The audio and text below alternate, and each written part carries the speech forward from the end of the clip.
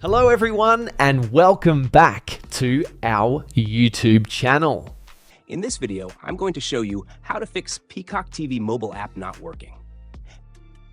First, we'll start with something very simple, yet powerful. So over the time, apps store temporary files to load faster, but sometimes those files get corrupted and the app starts acting weird.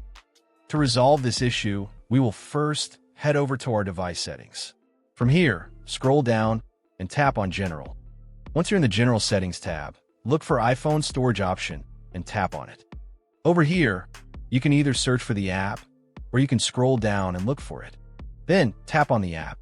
On the next screen, you need to tap on the Offload app option. A confirmation pop-up will come up. Now tap on the Offload app option here.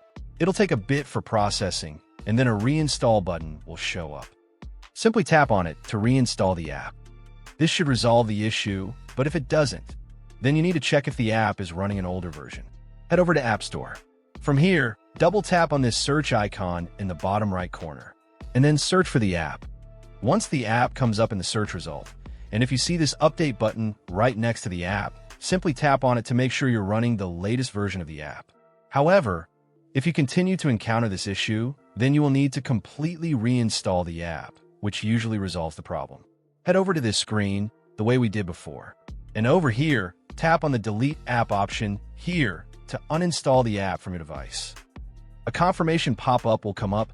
Now tap on the Delete option here. Once uninstalled, open up App Store and search for the app in the search bar. After the app comes up in the search result, simply click on this cloud icon to install it back onto your device. Hopefully, this resolves the issue. If it does, consider sending a super thanks to support our channel.